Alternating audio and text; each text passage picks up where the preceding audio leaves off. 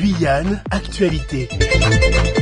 Un recours contre l'État pour carence fautive de la France dans la lutte contre l'orpaillage illégal. Interview à suivre de la juriste Marine Calmé. Ce sera en début de journal. À suivre également des problèmes d'eau sur les îles du Salut. Nous entendrons le directeur de l'auberge des îles du Salut qui déplore des pertes financières importantes dues à cette carence d'eau. Du sport également au menu de ce journal avec le retour au pays des Yanadoko hier. Leurs 2 dernières victoires face à Saint-Vincent et les Grenadines leur permettent de prendre la première place de leur groupe. Et nous reviendrons également sur cette exposition Mamandilo des artistes guyanais Noun et T2I.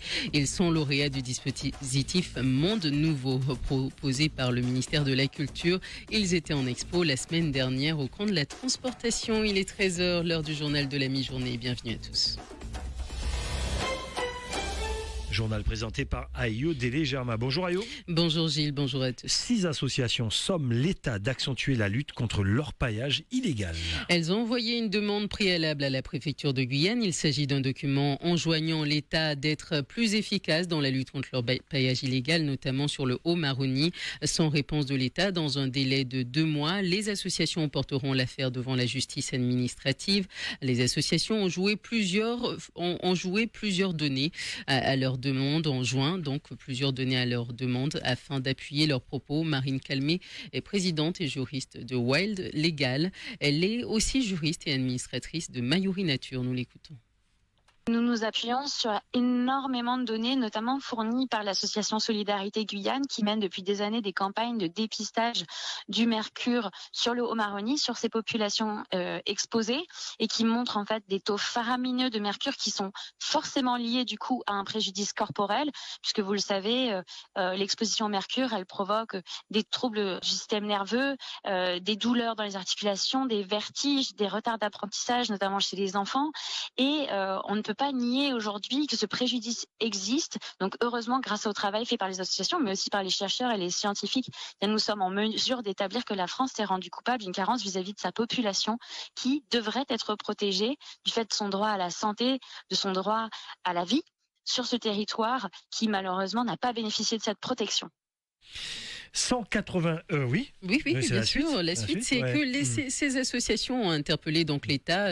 Ce sont des associations telles que Mayuri Nature Guyane, Wild Legal, on le disait tantôt, Solidarité Guyane, Jeunesse autochtone de Guyane, la coordination des organisations des peuples autochtones de Guyane et l'association des victimes du mercure dans le Haut-Maroni. 191 hectares du foncier de l'État attribués à des agriculteurs guyanais. C'est ce qu'a noté la préfecture hier à la fin du mois de septembre. La commission d'attribution foncière agriculteurs s'est réunie pour examiner 19 dossiers de demande de jeunes diplômés et d'agriculteurs professionnels. 5 communes étaient concernées par ces demandes: Montigny-Tonnet-Grande, Roura, Sinnamary, Mana et Saint-Laurent-du-Maroni. 13 dossiers ont reçu un avis favorable pour un total donc de 191 hectares, ce qui porte la surface du foncier agricole attribué aux agriculteurs à 2800 hectares depuis 2020. La prochaine commission est prévue le 9 novembre. Elle examinera une dizaine de dossiers. Dans le reste de l'actualité, Cécile Tagliana, la déléguée interministérielle à la lutte contre la pauvreté, arrive en Guyane aujourd'hui pour un déplacement de 4 jours jusqu'à samedi. Au programme, plusieurs séquences: ingénierie sociale, aide alimentaire et insertion. On entendra d'ailleurs Cécile Tagliana à notre antenne vendredi matin dans l'invité du 7h de Victor Zamit. Le tourisme connaît une embellie avec des résultats encourageants depuis le début de l'année. C'est ce qui ressort des derniers chiffres de la fréquentation touristique et de ce territoire, du territoire guyanais, présenté donc hier par la CTG et le comité du tourisme de la Guyane. À noter l'augmentation également des visiteurs en provenance de Martinique et une hausse observée du panier moyen des dépenses touristiques. Mauvaise nouvelle, par contre, aux îles du Salut, l'auberge reste fermée à cause d'un problème d'approvisionnement en eau. Oui, cela fait des semaines que le problème persiste. En cause de un matériel, un appareil défaillant, tout l'approvisionnement en eau de l'île Royale, la plus grande des îles du Salut finalement, est donc à l'arrêt. Un coup dur pour l'auberge qui y est installée. Pas de douche, pas de toilette. L'établissement ne peut pas accueillir accueillir de clients dans ces conditions. Un système d'approvisionnement depuis le continent doit être mis en place, mais cela prendra du temps. Bertrand Compagnon est le directeur de l'auberge ainsi que celui de l'hôtel des Roches. Il déplore non seulement l'argent perdu, mais aussi l'image abîmée. Nous l'écoutons. On dit que dans l'hôtellerie, il n'y a pas plus périssable qu'une chambre, puisque une fois qu'elle n'est pas vendue à telle date, vous ne pourrez jamais la revendre à telle date. Elle est perdue pour toute l'année. Donc voilà, maintenant, est-ce qu'on pourra rattraper j'espère.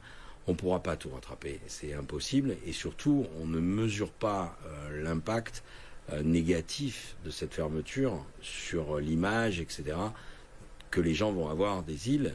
Donc est-ce que on va pouvoir se dire « Ah, mais on va redémarrer et ça va repartir comme avant ?» Je ne suis pas certain, je n'en ai pas de certitude. Je le souhaite, bien sûr, mais je n'en ai aucune certitude. Cette image-là et ce manque à gagner-là, on n'est absolument pas capable aujourd'hui de le mesurer.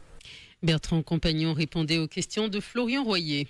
Et autre conséquence de la sécheresse actuelle, les usines d'eau potable sont sous surveillance. Sous surveillance pour éviter ce qui s'était passé en 2009 quand des eaux trop salées avaient menacé de polluer le réseau d'eau de la ville de Cayenne. L'Agence régionale de santé a précisé que ce niveau de risque actuellement n'est pas encore atteint, mais la prudence reste de mise. Des mesures sont réalisées par la cellule de veille hydraulique pour anticiper l'arrivée d'une eau plus salée.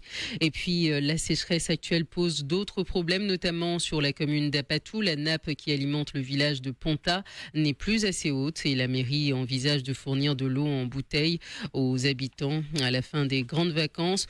Quelques écarts du bourg de Camopi avaient subi la même situation. Le Brésil est lui aussi confronté à une sécheresse catastrophique en Amazonie. Lundi, le fleuve Amazone est tombé à son plus bas niveau depuis plus d'un siècle et la sécheresse record qui touche actuellement le Brésil bouleverse la vie des centaines de milliers de personnes. L'assèchement rapide de fleuves bloque l'acheminement de certains bateaux, empêchant ainsi l'approvisionnement en eau et nourriture de plusieurs villages isolés. Le gouvernement brésilien s'attend à ce que la sécheresse dure au moins jusqu'en décembre, date à laquelle les effets d'El Niño devraient atteindre leur apogée. Ariane 6 pourrait décoller pour la première fois au deuxième trimestre 2024. Une information de nos confrères de la Tribune, selon qui l'Agence spatiale européenne viserait une fenêtre de lancement pour le vol inaugural de l'Ariane 6 en avril-mai 2024. D'ici là, un nouvel essai combiné intermédiaire est programmé la semaine prochaine. Ensuite, ce sera un essai à feu long planifié à la fin du mois de novembre. S'il est concluant, le lanceur sera déclaré apte pour le vol inaugural. Les premiers éléments de la première Ariane 6 devraient débarquer du voilier cargo Canopé dans quelques semaines au port de Pariacabo à Kourou. Retour de nos Yanadoko en Guyane. Les joueurs de la sélection de football sont rentrés hier en Guyane après une deuxième victoire contre Saint-Vincent et les Grenadines. Lundi soir, les joueurs de Jean-Claude Darcheville ont remporté le match retour 3-2 en Martinique. 2 victoires qui les hissent à la première place de leur groupe et ce jusqu'aux prochaines rencontres du mois prochain, ce qui leur permet donc d'être sereins durant plusieurs semaines, selon leur coach Jean-Claude Darcheville que nous écoutons. Le plus important, comme j'ai dit, il fallait absolument qu'on gagne. Donc là, on est serein. On attend le mois prochain pour terminer le boulot. Parce que bon, c'est vrai qu'au mois de septembre, on s'était mis en difficulté en perdant chez nous. Il fallait absolument aller récupérer les points. C'est chose faite. Donc maintenant, il va falloir continuer à travailler et améliorer l'équipe pour gagner nos 2 prochains matchs au mois de novembre. Cette fois-ci aussi, on a eu la chance que ça s'est très bien passé avec les clubs de métropole pour libérer les joueurs. Donc là, maintenant, ils nous ont libéré les joueurs, donc on avait une meilleure équipe. C'est pour cette raison, je vous ai dit aussi, il va falloir qu'on continue à travailler, améliorer l'équipe et continuer à négocier avec les clubs parce que les joueurs qu'on a eu ce mois-ci, peut-être qu'on risque de ne pas les avoir le mois prochain. Donc dès demain, on va commencer à travailler. Les propos infos étaient recueillies par Pedro Polanco. L'exposition Maman Dilo était au camp de la transportation la semaine dernière, en marge du FIFAC. Oui, le Festival international du film documentaire Amazonie Caraïbes a donc accueilli également en marge de ses célébrations à cette exposition Maman Dilo. On la connaît, Maman Dilo, sous différents vocables chez les différents peuples de Guyane, Tuna Akulu, Wata Maman ou Maman Dilo et Yemanja également. C'est ainsi que peut être nommé ce mystérieux personnage mi-femme, mi-poisson. Les artistes guyanais T2I et Noun ont réalisé donc une exposition sur ce personnage mythique en différents médiums artistiques qui se croisent donc et laissent éclore un vaste univers ainsi qu'une esthétique fidèle à l'héritage de Maman Dilo. Une exposition dans le cadre du dispositif Monde Nouveau proposé par le ministère de la Culture dont ils ont été lauréats. Cette exposition a précédemment été proposée au Fort Diamant. Ambiance de l'exposition. Nous l'écoutons.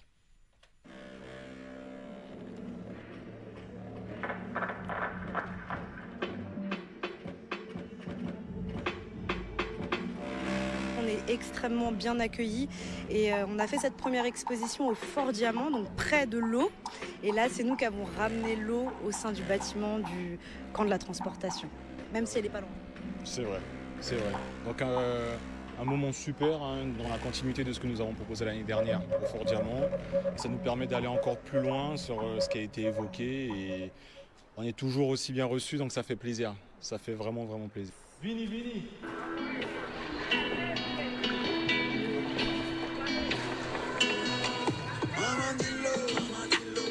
On évoque une dystopie un peu comme qu'est-ce qui se passerait dans 30 ans avec le réchauffement climatique, le dérèglement. L'eau aurait englouti quelque part la Guyane et se serait retirée et donc on voit la mutation de Maman Dilo en un être terrestre et elle se réapproprierait nos objets de consommation. Donc dans l'ensemble de l'exposition, il y a plusieurs séries de photos de nous, il y a également des designs graphiques de ma part, dont 2 qu'on peut voir ici. Il y a des peintures, des installations, des vidéos. Tout ça crée cette exposition protéiforme. Et là, c'est 2 œuvres qui s'appellent Pankelacho d'un côté et l'autre, c'est Danse Dilo. Où j'ai vraiment utilisé mon médium de création qui est le design graphique, donc l'ordinateur, pour créer ces collages-là. En m'inspirant de 2 Maman Dilo qui sont dans le vidéoclip, dans le court-métrage.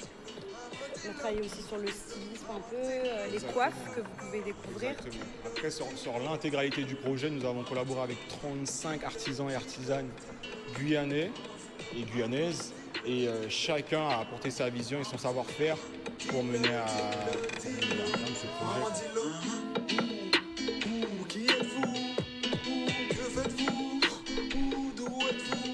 Ouais, nous, on sait ce qu'on fait. On va directement sur les comptes Instagram de T2I et de Noun pour retrouver les informations nécessaires sur cette exposition protéiforme qui se poursuit. D'autres rendez-vous à suivre sur leur compte Instagram T2I et Noun. Ouais, ça vous a plu, on dirait, sur Maman Dilo là. Beaucoup. Vous avez aimé aussi la semaine FIFAC ? Oui, c'était vraiment très enrichissant. Beaucoup de professionnels de beaucoup d'univers audiovisuels. Avec Madame la Présidente Christiane Taubira. Exactement. Au News Radio sur outremernews.fr.